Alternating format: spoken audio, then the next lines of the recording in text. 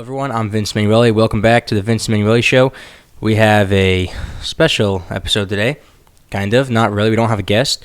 I've been recording some podcasts. Some will go up in a few weeks. Can't upload them now. They'll be up in a couple weeks. For now, I guess it is a special episode because there's a lot of to talk about. On this subject specifically, I can go on for hours. I'll be linking some stuff in the description because I'm not going to be talking about it all in this video because I have other ones where I will be talking about it. And this may not be a video for you. You may be listening from a platform, whatever you're listening from. Thanks for watching the Vince Manuele Show. So anyways, we'll hop right into it. As you can tell by the title, we're exposing Mark Driscoll. So there's an Instagram account under the name of at the Trinity Cult instead of the Trinity Church. It's genius. I love whoever did it. So if you want to know like everything about the story, I'll link I think it's 2 to 3 articles in the description below where you can find out like everything and why I'm even talking about this. But I'm not going to get into it in this episode, like I said. But today we are going over 9 signs you're in a cult compared to the Trinity Church, or as I like to call it, and with these people, the Trinity Cult. So let's get right into it. Let's dive right into it. So if you're watching the video version of this, I'll put a picture of it up on the screen of the cult versus Trinity. So we got a graph here. Point number 1 on the cult side. And before I get into this, I'll say I have experience at Trinity.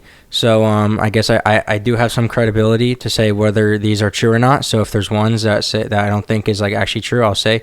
But to be honest, I already read through them, and I think that they're all true. But that's kind of a spoiler. So number 1 for cult, the leader has ultimate authority.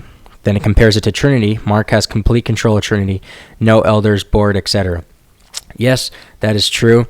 Time and time again, working there, it is proven that you are working to please Mark, and you're not working to please God. So Mark definitely has control over everything. It's like a pyramid, basically, how it works. It's Mark, and then it goes down to his pastors that are below him that he can fire at any point. There's no elders. I wouldn't even call it a board. It's just having a campus pastor, Brandon Anderson. I call it a pastor. And Eden Fine, who I don't even know what he does. He does everything because they can't get someone to. They lost the worship guide. They're losing so many people that Eden's running around doing everything. It's kind of funny. So the first one, true. Number 2, under cult, the group suppresses skepticism. Then it compares it to Trinity. Mark and his staff censors, punishes, and kicks out anybody that displays any suspicion against the church. Completely true. I know someone that has never posted any threats about Trinity. All they posted was their suspicions on this incident. Like, I don't know, just posting their opinions. Not like, oh, I hate Trinity. I'm never going to go there. None of that. He wanted to try out the church for himself.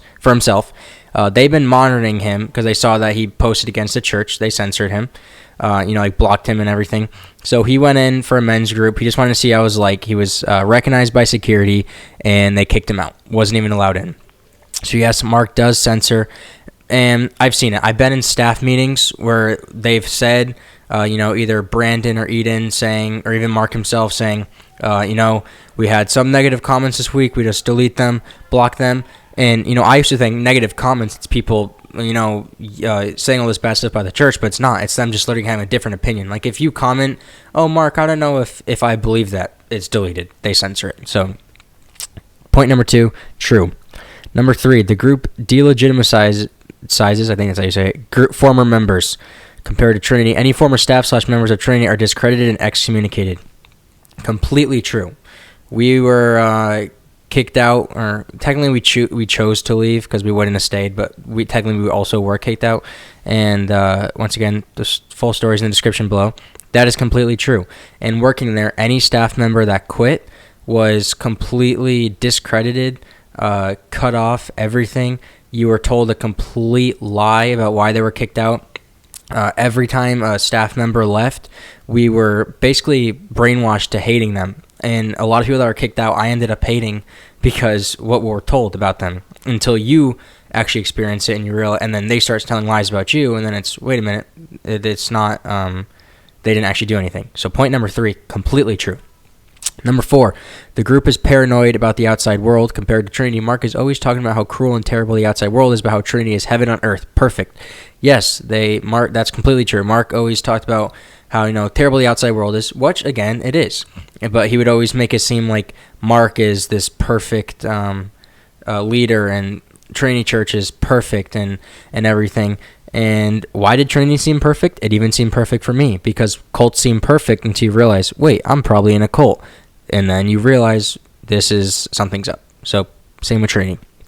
That was point number 4. Yeah. Point number 5, the group relies on shame cycles. All right. Compared to Trinity, Mark makes strict rules for staff. Completely true. Relationships, media, communication, and you are punished and shamed for breaking any strict rules. Yep, I've seen it time and time again. It happened to me. That's true. I'm going to move past that one. I know that's completely true.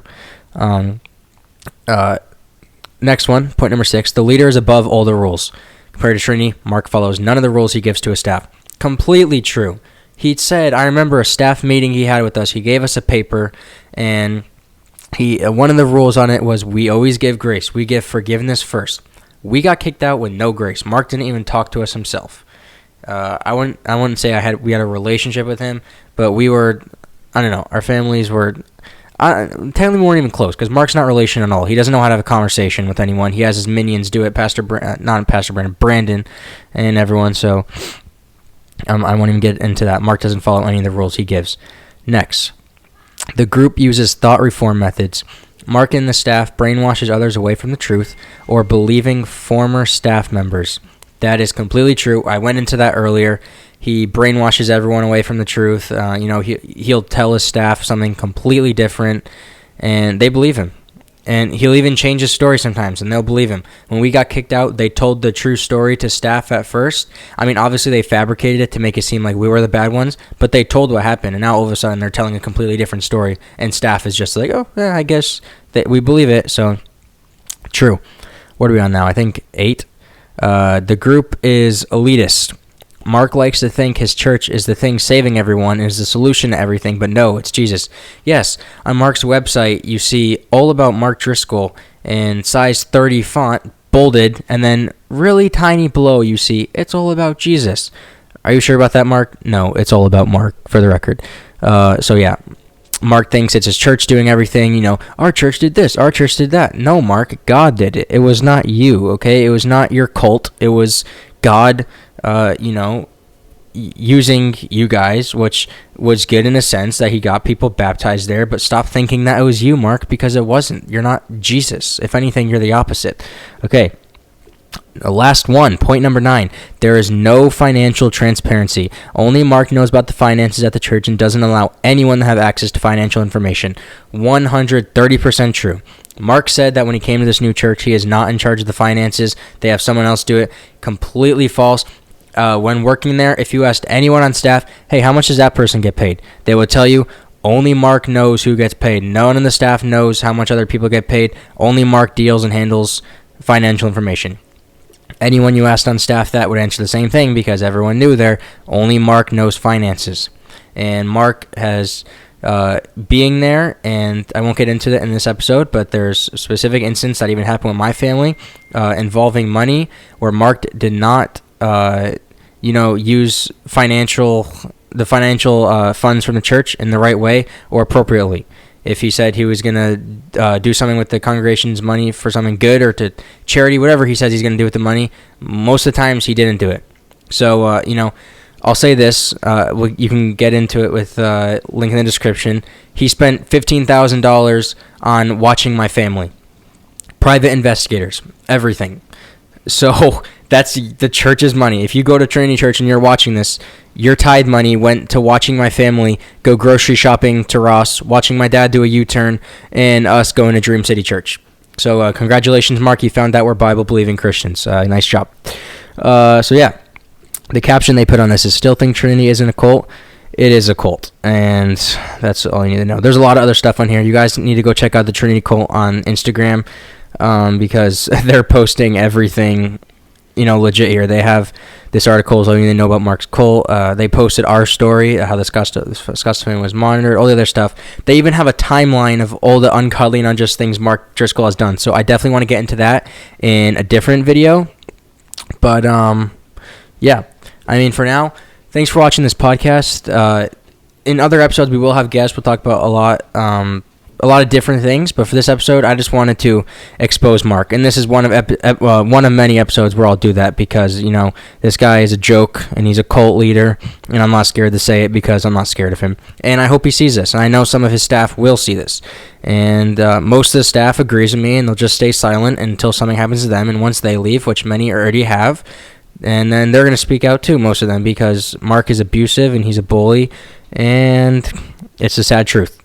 So in the bio here, their motto is we open our we open our Bibles to learn and we open our lives to love. So the bio for the Trinity cult they put on was we open our wallets to give and we open our ears to be lied to. I love that. That's perfect. All right, guys, thank you for watching the Vince Manuele Show. Until next time, stay happy and make sure you're not a part of a cult.